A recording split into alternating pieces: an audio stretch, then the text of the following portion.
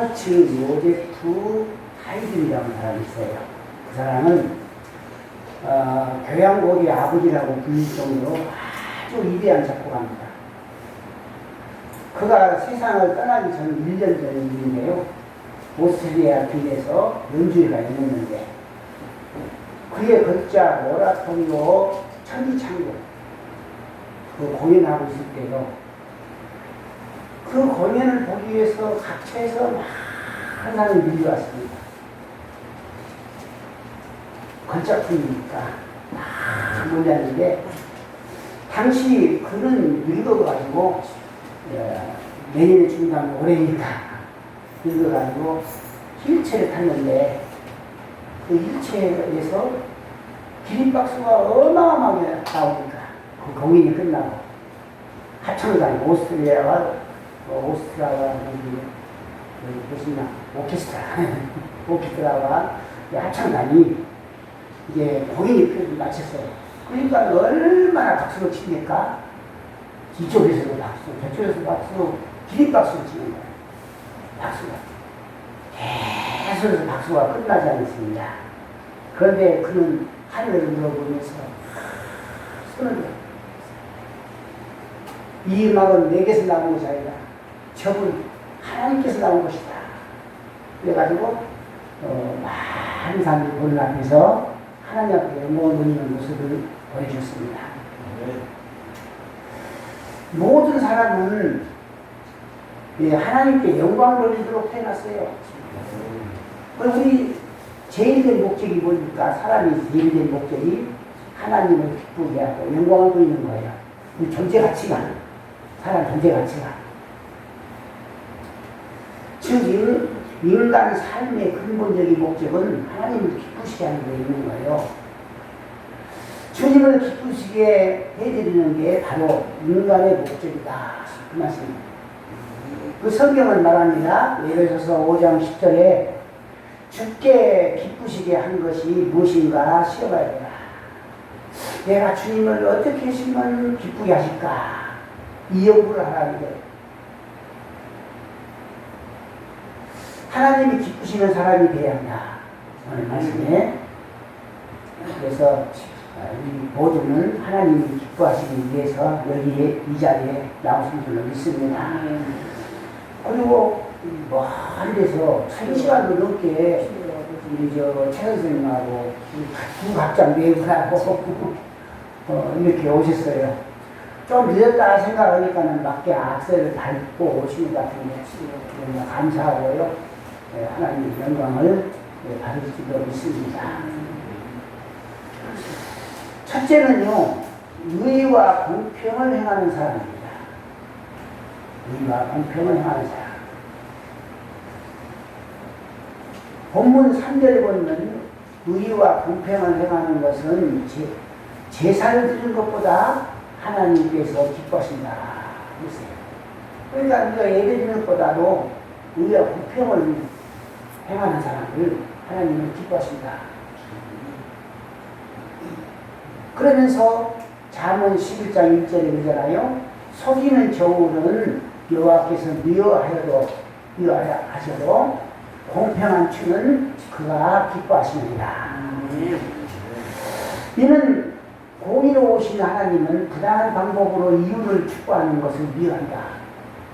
내가 좀 손해보더라도 이 불우한 것들을 주님은 미워하세요. 부당한 것들은. 그러면 또 두 번째로 본문에서 하나님 기뻐하신 사람은 누구냐? 겸손한 사람입니다. 본문 4절에 눈이 높은 것과 마음이 교만한 것과 악인의 형통한 것을 다 제하라 했어요. 높이, 눈이 높은 것도 제고, 마음이 교만한 것도 제고, 악인이 형통한 것도 다 제다. 그래서 하나님은 교만한 자를 쓰지 않습니다. 누구를 씁니까? 겸손한 사람. 겸손한 자. 우리 하나님도 이 지구상에서 누가 제일 겸손하냐? 예수님이거든요. 그러니까 예수님이 하나님 예수님을 쓰신 거예요. 겸손하니까. 왜냐하면 그런 사람은 무슨 일이 있어도 교만한 사람. 그러니까 교만한 사람은 무슨 일이 있으면 자기가 영광받아요. 주님 앞에 영광을 돌려야 되는데 자기가 영광을 받아요. 그래서 하나님은 늘 겸손한 자를 쓰시고 사랑하신다는 것이죠. 하나님께서는 겸손한 마음에 은혜를 보여주신다. 겸손한 자에게 은혜를 주신 거예요. 하나님은 겸손하고 신실한 사람들을 기뻐하시고 그들을 찾고 계신 겁니다. 잠언 17장 18절에 19절에 뭐라고 말씀하냐. 교만은 패망의 선봉이요 거만한 마음은 넘어짐의 앞제라. 겸손한 자와 함께하여 마음을 낮추는 것이 교만한 자와 함께하여 탈취물을 나누는 것보다 나으니라. 또 잠언 18장 12절에는요, 사람의 마음에 교만은 멸망의 선봉이요, 겸손은 종기의 앞자리라. 그랬어요. 그러니까 이쯤 전에는 하나님이 얼마나 겸손한 자를 찾습니까? 자, 저와 여러분이 아시다시피 신약에서 가장 위대한 인물은 누구라고 생각하십니까? 저는 바울이라고 생각하거든요. 바울 사도. 신약에서 뿐만 아니라 저는 예수님 다 물어보겠습니다. 물론 예수님하고 바울하고 하늘과 땅 차이죠. 피조물하고 차별이니까 하늘과 땅 차이지만은 그 하나님 다름으로 예수님 다름으로 이렇게 바울은 하나님께서 쓰셨는데요. 아주 겸손합니다. 바울이. 얼마나 겸손하냐.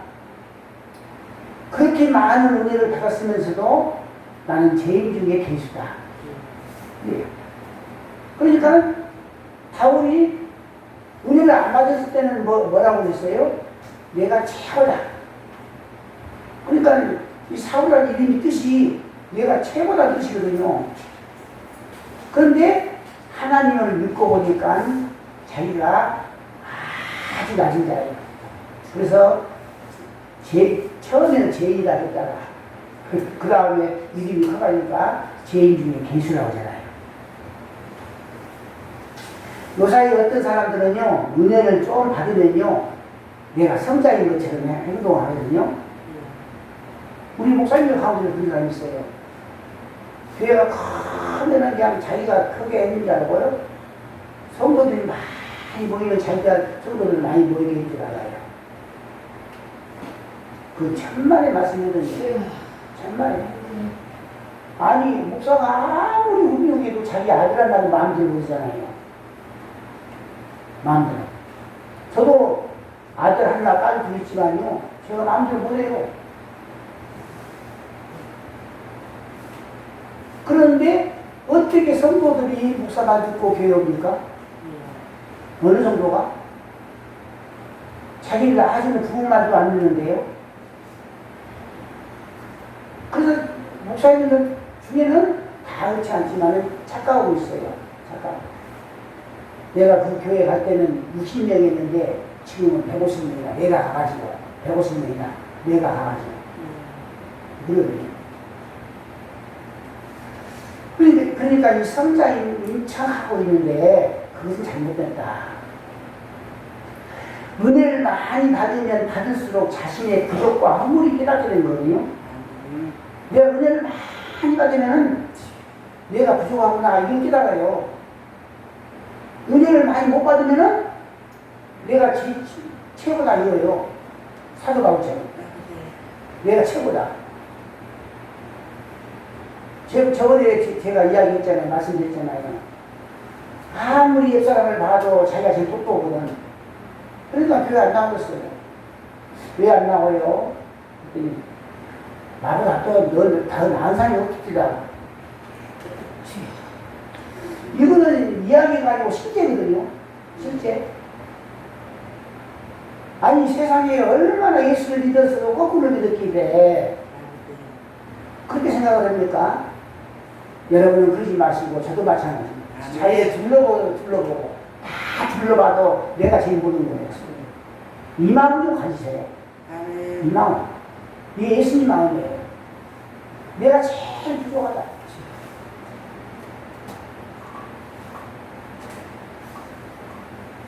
낮은 골짜기에 이슬이 내립니다. 바람이 부는 산꼭대기에는요, 이슬이 맺어지지 않아요. 겸손한 마음에 은혜의 이슬이 내리거든요. 바람도 가장 높은 곳에 칩니다. 바람이. 배락도. 하나님은 겸손한 자의 소원을 들으시고 교만한 자의 기도를 물리칩니다. 그러니까 하나님은 교만한 자를 물리쳐요. 상대 안 해. 누구를? 겸손한 자. 겸손한 자를 쓰신다요. 어느 풍강사가 그 강의를 하는데 기립박수가 나옵니다. 그러니까 멈추도록 손을 들고 멈췄어요. 그러면서 농촌 이야기를 한 거예요. 새맞이기를 그 농부가 손을 몰고 와서 다 갈았다 이거예요. 손을 몰고 와서. 그러니까 지금 소들은 대학 나온 사람이 예비 요가에 갔다 왔어요. 지금 소들 이런 데 갔어요?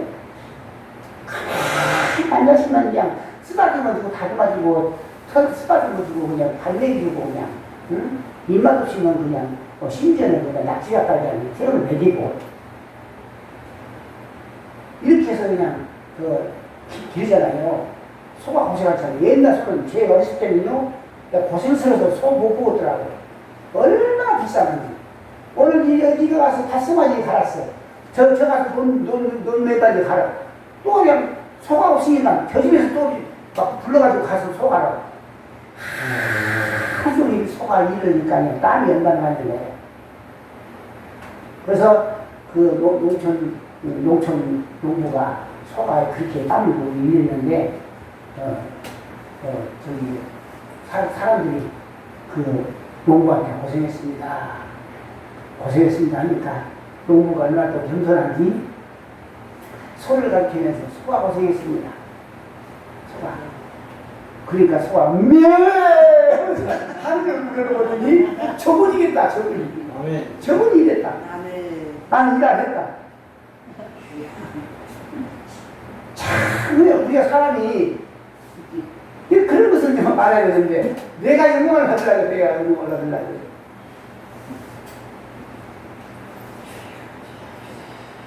주님이 기뻐하는 사람은요 말 잘하는 사람이나 재능이 좋은 사람이나 이쁜 사람이나 똑똑한 사람이 아니에요. 누구를 좋아하십니까? 겸손한 사람. 겸손한 사람. 그런 사람을 좋아해요. 제가 장로가 막 됐을 때 노예를 갔어요. 저번에도 우리 교회들 말 다 들었는데 안 들을 수 있는 게 있었는데 노예를 갔어요. 나는 그냥 빨리빨리 하지요. 젊어서 한 40몇 살이 있으니까요.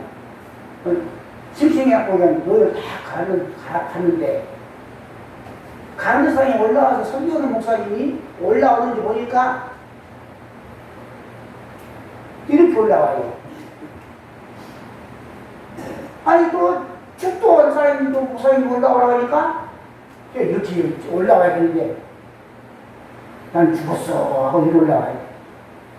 그 제가 얼마나 교만합니까? 잘못된 게 한 몇 달 됐는데 얼마나 교만합니까? 왜 하나님 저런 사람들을 그냥 좀 으스렁해가지고 보답거렸는데 모양이고 저 사람들이 무슨 석이고 그럽니까? 그때 나중에 알고 보니까요 겸손한 분들이 알았지. 주여 나는 제일 부족합니다. 나 같은 것을 기도를 시킵니까? 크게 올라오고 나 같은 것이 선교합니까? 그 겸손한 마음으로 올라오는 거예요. 근데 교만하기가 이루 말할 수 없는 이제 예수님 장로는 그걸 모르고 있는 거예요. 그렇기 때문에 유대 종교 지도자들은요 은혜를 못 받았지만 왜 못 받습니까? 맨날 여기 10대 밀렸더니 율법이 어떠네. 이것만 연구하다 보니까 하나님이 우리고 사람을 중심하고 있잖아요. 그런데 창기와 이제 그 강조들은 은혜 많잖아요. 그래서 그 율법 학자들이라고 하는 율법 학자들, 박사들, 서기관들, 이 사람들보다 창기하고 도덕적인 사람이 먼저 충분히 한다고 했어요. 겸손히. 어떤 사람은 기도를 하는데 하나님 나는 11조를 잘합니다. 금식도 잘합니다. 나는 뭐 새끼도 잘합니다. 저기 있는 저 세대하고 틀립니다. 저 죄인하고 틀립니다. 그런 기도했고 또 한 사람은 하늘을 우러러보지 못하고 고개 숙이고 나는 죄인입니다. 그렇잖아요? 말 많고 배움 많은 그 사람은 하나님께서 그 기도를 안 받았어요. 자기가 똑똑하게 자기 잘못 잃었다는데 무슨 하나님이 대항할까? 나는 죄인이야. 그 사람은 하나님이 아껴주잖아요. 그 사람 필요 죄인다 한마디 했는데도 달아주고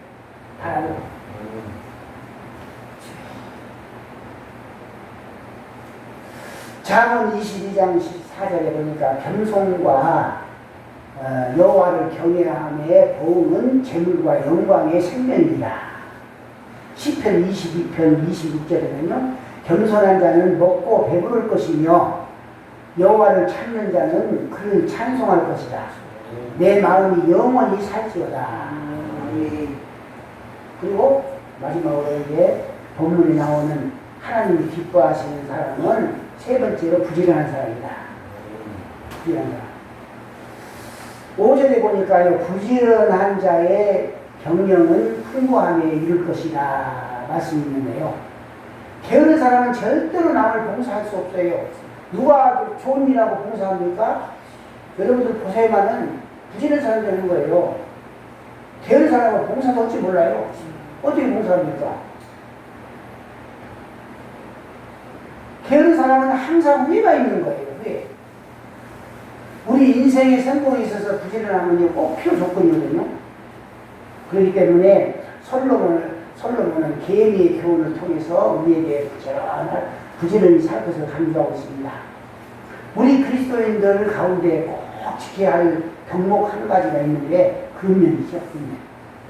그리고 근면입니다. 우리가 달란트 비유를 많이 들었지 않습니까? 두 종류의 사람이 있는데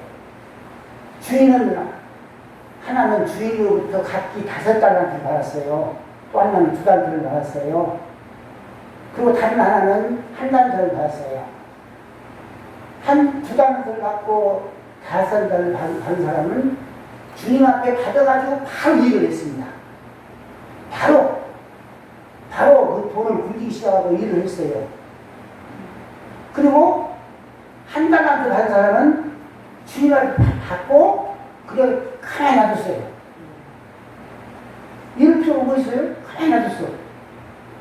그래서 나중에 우리 주님 있잖아요. 2달란트 받은 사람한테는 착하고 충성된 종아 칭찬하고 상급 있잖아요. 그리고 1달란트 받은 사람은 악하고 게으른 종이다. 부지런을 받지 않습니까? 그 성경은 로마서 12장 10절에 11절에 부지런하여 게으르지 말고 열심을 품고 정성이라. 또 잠언 12장 27절에는 게으른 자는 그 잡을 것도 사양하지 아니하나니 사람의 부지는 부지런함에 있다.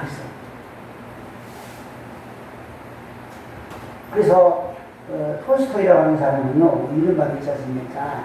게으른 자의 머릿속에는 악마가 가득하다. 악마가. 참 그러니까 우리 하나님도 게으른 사람을 인정 안 해요. 또 벤자민 클랭클린은 뭐라고 봤습니까? 부지런한 사람은 만물을 한국으로 만들고 무형의 시간까지도 한국으로 변화시킨다. 그랬어요. 일하는 농부는 앉아있는 신사보다 낫다. 그렇지 않습니까? 또 우리가 잘 알고 있는 케네디 대통령은 말하기를 최대의 행운은 자신을 전 능력을 들여서 일하는 것이다. 전 마음과 정성을 다 해서 일하는 것이다. 이게 최대의 행운이라고 했어요. 모든 제약은 게으름과 권태에서 나오는 것입니다. 근면은 아름다운 것이죠. 오늘 또 그 다음에 마지막으로 또 아까지 마지막에 이제가 마지막이군요. 정직한 사람입니다. 하나님 기쁘가 사람은 정직한 사람. 본문 6절에 보니까 속이는 말로 재물을 모으는 것은 죽음을 구하는 것이다. 곧 불러 달리는 안개니라. 하나님은 거짓을 미워하고 속임이 없는 정직한 사람을 기뻐하시거든요. 우리가 미국에서 영원히 존경받고 있는 사람이 딱 뽑으라고 누굽니까? 링컨. 가난한 사람은 얼마나 가난하게 태어났는지 18살 먹어서 상점 점원으로 일했어요. 그런데 상점 점원으로 일을 했는데 어느 날 이제 결산을 하잖아요.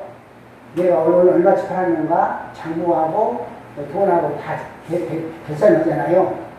결산하는데 3센트가 틀린 거예요. 장부보다도 3센트가 더 많아요. 그러면 3센트? 여러분들 보기에는 우습잖아요. 우리나라 같으면 한 40원을 못 될 것 같고 38원이나 이렇게 안 될 것 같은데 이 3센트, 그러니까 우리나라 거라면 50원이라고 생각해요. 50원. 그것을 아무리 계산해도 50원이 장부보다 더 많아요. 그러면 연구를 하고 또 봤더니 그 아주머니한테 내가 이 거슴돈을 남겼구나. 그리고 1시간 반 거리가 되는 그 집을 찾아갔습니다. 그 집을 찾아가서 그 부인을 만나가지고 그 돈을 3센트를 준 거예요. 3센트를 주니까 그 아주머니가 받으면서 뭐라 했냐면요. 이것은 백금보다 더 귀한 3센트이군요. 당시의 정직한 마음은 반드시 참된 값으로 인정받을 때가 올 것입니다. 하나님은 자신이 정직하신 분이기 때문에 정직한 자를 기뻐하십니다. 하나님은 또 정직한 자를 위하여 완전한 지혜를 또 예비해 주시고 계십니다. 또 잠언 10장 10절에 보니까 22절에 보니까 거짓된 자를 미워하고 또 호세아서 14장 9절에 보니까 그리고 여호와의 도는 정직함이라고 했어요. 여호와께서 정직하여요. 그 다음에 본도후서 13장 10절에 보니까 정직은 성도의 의무라고 했어요. 자, 하나님을 경외하는 사람들은요, 자신과 이웃과 하나님을 결코 속이지 못합니다. 스스로 속이지 말라. 하나님의 만유의 여김을 받지 아니하시나니 사람이 무엇을 짓든지 그대 되리라. 기도합시다. 하나님 우리 아버지 감사하고 감사함을 드립니다. 하나님이 기뻐하시는 자들을 그런 주제로 이 시간에 나누었습니다.